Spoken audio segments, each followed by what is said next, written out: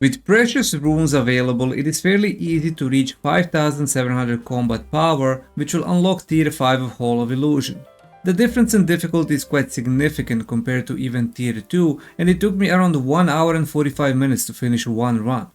Both of these bosses are very tanky, they deal a lot of damage, and they have additional attacks and mechanics that hurt a lot. You actually need to focus and pay attention because the fights are prolonged and I have died many times when the boss was at 10% HP.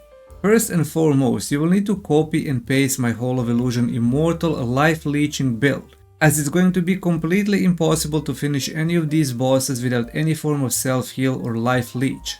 Link for the build and the video explaining the build is in the description. Next, you will want to remove the damage floater effect and untick these two settings. This will make the damage numbers small, and it's important because all the damage numbers will obstruct the view of the boss. And you want to see all the fury attacks to do perfect blocks, otherwise you take a lot of damage.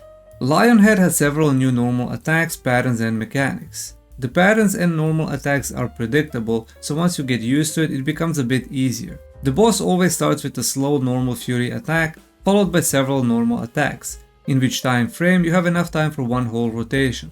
The boss will then disappear, teleport behind you and do a medium fast dodge or fury attack. After you block it, keep moving around the boss as he does the cone attack, which hurts a lot, but it is easily dodgeable if you don't stand still. The boss will then charge towards you. If you don't want it to stop on the blue rifts on the ground, then block the charge by standing in front and let it hit you.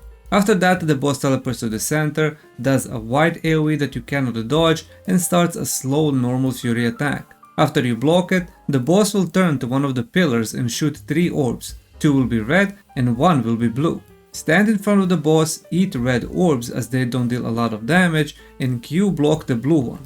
The blue orb is always indicated by a normal fury attack on the boss. It doesn't need to be a perfect block, but you have to block it with Q. After you block it, the pillar stops glowing. This mechanic repeats 2 more times, so 3 times overall for each pillar, and you need to do the same for all 3. The boss keeps doing the same normal patterns until it does the pillar mechanic 3 times.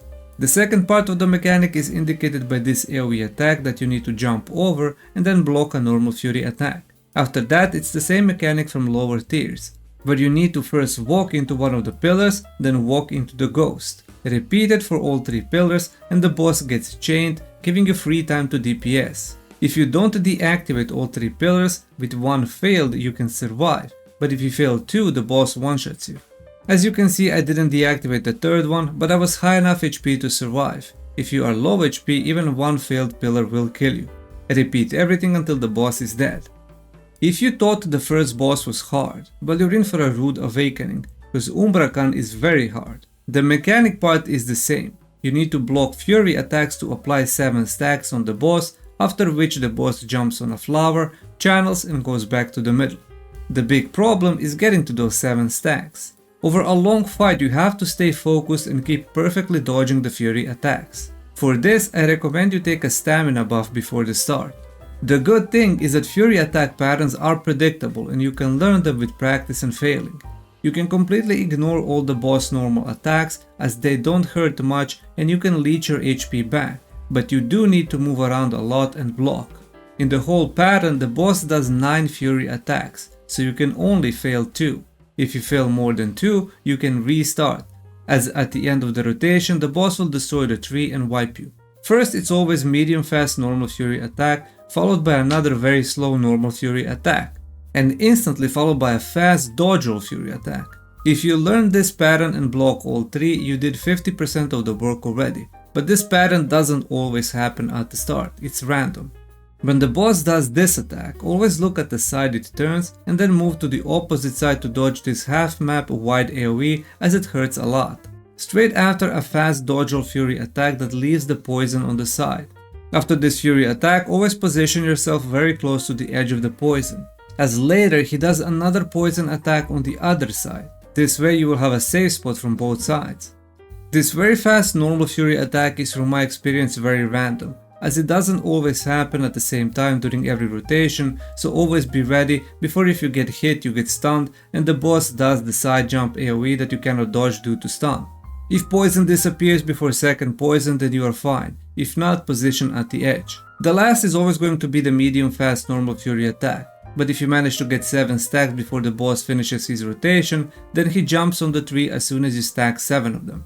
Always jump before the boss lands, don't worry about the HP as you will reach to full HP during boss channeling.